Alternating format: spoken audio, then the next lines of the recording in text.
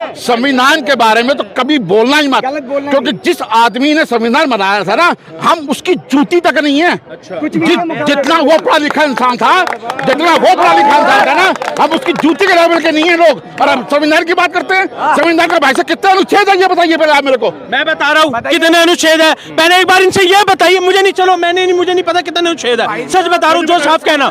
मैंने 2014 में बीजेपी को वोट किया था, 2019 में मैंने बीजेपी का कैंपेन किया था। प्रचार प्रसार में थे 2014 में। बिल्कुल। अब 24 आ रहा है, क्या करने की उम्मीदें हैं? अब तो मैं I am sorry, wait and watch, we want to wait and watch. प्रचार नहीं करेंगे आप? मतलब नहीं उठता। कुछ अच्छा हुआ वो मोदी जी को श्रेय जाता है।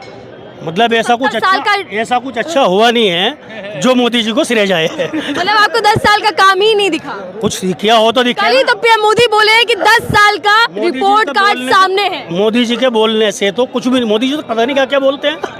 वो तो कभी भाई साहब ने गिनवाया है क्या क्या बोल रहे हैं वो। उनके बोलने से क्या होता है, हमें दिखना भी तो चाहिए ना कि हमारे लिए हुआ क्या है। अभी आप खुद देख लो ना, जो महंगाई, मतलब पेट्रोल सस्ता करने वाले थे, क्या पेट्रोल सस्ता कर दिया उन्होंने?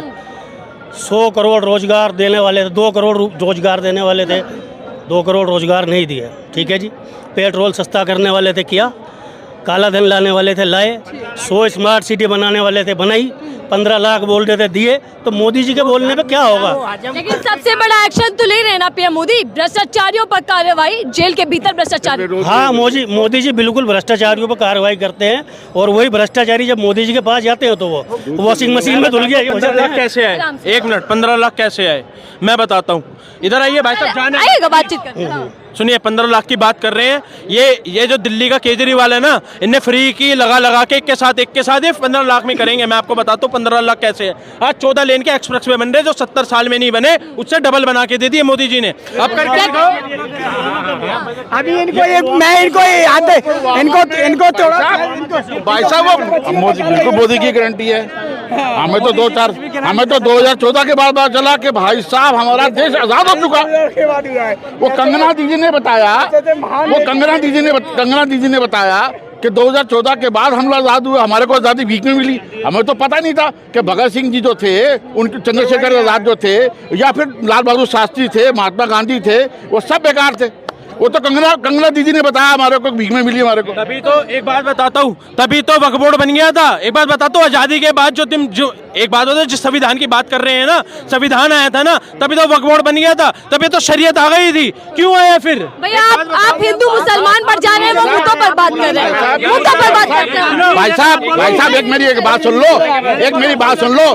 संविधान के बारे में तो कभी बोलना ही मत, क्योंकि जिस आदमी ने संविधान बनाया था ना, हम उसकी जूती तक नहीं है। जितना वो पढ़ा लिखा इंसान था, ना, हम उसकी जूती के लेवल के नहीं है लोग। और हम संविधान की बात करते हैं। संविधान का भाई से कितने अनुच्छेद है ये बताइए पहले आप मेरे को। मैं बता रहा हूँ कितने अनुच्छेद है, पहले एक बार इनसे ये बताइए। मुझे नहीं, चलो मुझे नहीं पता कितने अनुच्छेद है, सच बता रहा हूँ जो साफ कहना। ठीक है, सुनते रहो, मुझे नहीं पता। इनसे पूछो वक्फ बोर्ड क्यों संविधान को चेंज करा गया, इनसे पूछा क्या वक्फ बोर्ड क्यों आया? आप इसलिए आया एक अरे वक्फ बोर्ड क्यों आया? महिला का तो सम्मान कीजिएगा सर, महिला का तो सम्मान, क्योंकि आजादी हिंदू और मुसलमानों को इकट्ठे अंग्रेजों से मिली थी, ना कि हिंदुओं को मुसलमानों से और मुसलमानों को हिंदुओं से। ना भगत सिंह ये सोचता कि मेरे को मुसलमान को आजादी नहीं दिलानी, मेरे को मुसलमान को आजादी नहीं दिलानी, मेरे को हिंदू को आजादी दिलानी है। मेरा मुद्दा हिंदू मुसलमान नहीं है, पाकिस्तान हिंदुस्तान नहीं है, मुद्दा है चुनाव और चुनाव की देश की जनता के मुद्दे। आप रुकेगा मैम, आपने बहुत अच्छी बात कही, लेकिन अब मौजूदा स्थिति पर बात कर लेते हैं। बात का जवाब दिया था। क्या लगता है जो मौजूदा सरकार है, 10 सालों से जो सत्ता में रही, उसने कितना कामकाज किया, जनता के लिए कितने फायदेमंद है? क्या रिपीट होनी चाहिए भाजपा फिर से? आपने 3 सवाल पूछे हैं, कितना काम किया, जनता के लिए कितने फायदेमंद है और रिपीट होनी चाहिए कि नहीं। देखिए, इन तीनों के जवाब मिक्सचर में आएंगे। कोई भी सरकार, मैं ये नहीं मानती कि बिल्कुल, मतलब अगर मोदी है तो वो जीरो है या वो हीरो है, ऐसा नहीं है। अच्छे काम उन्होंने किए हैं, उनके कुछ अच्छे काम हैं, लेकिन ये है कि उनकी भी कमजोरियां हैं। रही बात ये सरकार, अब तीसरी बात, रिपीट होनी चाहिए कि नहीं, इस चीज का तो खैर शायद कोई भी जवाब नहीं दे सकता। क्यों? क्योंकि इसमें सबसे बड़ा प्रॉब्लम यह है कि आज मैंने शायद किसी और को भी ये बात कही थी, मोदी इसलिए है क्योंकि अभी ऑपोजिशन नहीं है। तो ये अपील मेरी ऑपोजिशन वालों से है कि प्लीज सामने आए, क्योंकि एक अच्छे लोकतंत्र के लिए ऑपोजिशन का होना बहुत जरूरी है। मोदी आया था तो मोदी आने लेकिन अपोजिशन का जो दलीलें हैं, बयान है कि सत्ता पक्ष विपक्ष को खत्म करने की कोशिश कर रहा है, डराना धमकाया जा रहा है, ईडी सीबीआई। क्योंकि आप जब पावर, देखिए कोई अच्छा भी आदमी है, जैसे मैं हूँ, मान लीजिए मैं न्यूट्रल हूँ, मैं बहुत अच्छी हूँ, जब मेरे पास बहुत ज्यादा पावर आ जाएगी ना तो मेरी भी कमजोरियां आगे आएंगी, मैं भी लोगों को दबाऊंगी कभी ना कभी। सबसे बड़ी बात है सत्ता का अपनी नशा बड़ा कुछ- गंदा है। सत्ता सत्ता का नशा बड़ा गंदा है, क्योंकि 10 साल जब कांग्रेस ने राज किया था ना, जब 10 साल कांग्रेस ने राज किया था ना, तब भी मोदी के आने का कारण क्या था? मोदी के आने का कारण भी यही था कि जब 10 साल कांग्रेस ने राज किया था ना, तब अपोजिशन नहीं दिखता था हमारे को, तब मोदी ने हमारे को सच बात दिखाए थे कि हमारे को ये हो जाएगा, हम ये कर देंगे, हम वो कर देंगे, और तब हम लोग भावनाओं में बह गए। हमने कहा कि Modi is a very good person, इसको सेलेक्ट कराया जाए। लेकिन जब उसने सत्ता में आने के बाद अपने रंग रूप दिखा दिए कि सत्ताधारी कौन होते हैं। मोनोपोली क्या राजा में अहंकार आ चुका है अभी? भयंकर भयंकर भयंकर कॉन्फिडेंस आ चुका है। अहंकार तो होगा। Over confidence. देखिए अहंकार हम बात करते हैं जब हम एक पर्सन की बात करते हैं कि इंसान की, इस समय इस पूरी पार्टी में कॉन्फिडेंस भयंकर आया हुआ मिडिल है। क्लास लोगों ने दिया मिडिल क्लास के लिए कौन सोचता है? या तो गरीब के लिए सोचता है या फिर अमीरों के लिए सोचता है। आज आपकी बात सुनो, अगर एग्रीकल्चर लोन दिया जाता है किसी को, तो किस फार्मर का जिसने 2 लाख 4 लाख 5 लाख का लोन ले रखा है उसका लोन माफ होता? जो इंडस्ट्रीज जो लोन लेता है अपनी एग्रीकल्चर लैंड दिखाने के लिए, उसका 200 करोड़ का 500 करोड़ का उसका माफ होता। कभी 2 लाख 4 लाख वाले का तो कभी नहीं होता। लेकिन यहाँ तो मोदी जी कह रहे हैं कि मैंने उनको पूछा है जिनको किसी ने कभी नहीं पूछा। गरीबों की बात मोदी जी इसलिए कहते हैं क्योंकि वो किसी को जवाब देना नहीं चाहते ना, इसलिए मोदी जी कहे जाते हैं, कहे जाओ। अच्छा, 10 साल पहले आपको उम्मीदें थी, लेकिन 10 साल बाद आप क्या देख रहे हैं कि मोदी सरकार कैसी निकली? करनी और करने में कितना? मैंने 2014 में बीजेपी को वोट किया था, 2019 में मैंने बीजेपी का कैंपेन किया था। प्रचार प्रसार में थे 2014 में। बिल्कुल। और अब 24 आ रहा है, क्या करने की उम्मीदें हैं? अब तो मैं I am sorry, wait and watch, we want to wait and watch. आप प्रचार नहीं करेंगे आप? मतलब नहीं उठता उसने। बेसिकली हम मिडिल क्लास वालों के लिए कुछ नहीं सुनना, ना कुछ सोचना है, ना कुछ कोई योजना बननी है, ना कुछ होना है। ठीक है ना? आप ये देख लीजिए कि जो योजनाएं बनती हैं वो या तो गरीब आदमी के लिए बनती हैं, वो उस तक पहुंचती नहीं है, बीच में खा ली जाती हैं, और जो सबसे अमीर लोग हैं उनके लिए बनती हैं बस।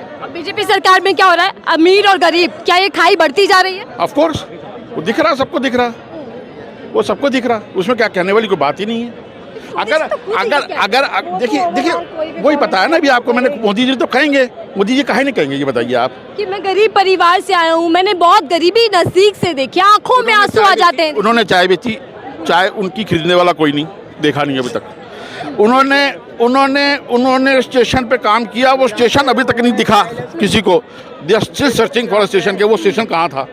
ठीक है, उन्होंने जितने भी दावे किए वो दिखे ही नहीं अभी तक। और फिर कोई एक तो दावा पूरा हुआ होगा ना? कुर्सी पे हाँ हुआ, हाँ ना। 2 दावे पूरे हुए। एक उन्होंने अडानी चचा जो है नंबर 18 से, अडानी चचा जो है वो 2 नंबर पहुंच गए, ये हुआ। नहीं, दोनों से ही जान रहे हो, चले दोनों से ही जान रहे हो। अडानी चचा ये हुए, बहुत ज्यादा ये हुए, जो कर रहे हैं बहुत क्या बढ़िया। विपक्ष पर भी यही डर बैठाया जा रहा है? हम मिडिल क्लास वालों को, आप मेरी एक बात सुनिए, 1947 से लेकर आज तक, चाहे कांग्रेस थी चाहे वो थी, मैं मानता हूँ कांग्रेस ने IIT बनाया, एम्स बनाया, ये बनाया, फलाना बनाया, ढिमकाना बनाया, जो आज मोदी जी बेच रहे हैं सो कॉल्ड। ठीक है, मैं ये मानता हूँ, लेकिन मुझे ये बताओ तो कांग्रेस ने और बीजेपी वालों ने मिडिल क्लास के लिए क्या किया? भाई साहब मुझे एक बात बता दीजिए, इनकम टैक्स में रिबेट वो घटती जा रही है। लोग कहते हैं इनकम बढ़ रही है, अबे तो टैक्स भी तो दे रहे हो। इनकम अगर बढ़ी है तो टैक्स भी तो बढ़ता जा रहा है। हर चीज़ में आप टैक्स दे रहे हो, जिस चीज़ पे कभी टैक्स सोचा भी नहीं था, आलू प्याज टमाटर छाछ मक्खन पे, उस पर तुमने टैक्स लगा दिया। और अनपढ़ ने आके तो हद ही कर दी, किताब और पेंसिल पे लगा दिया टैक्स। वर्ल्ड के अंदर जहाँ पे एजुकेशन फ्री मिलती है वहाँ पे तुमने आके टैक्स लगा दिया। ये कहाँ की शराफत है यार?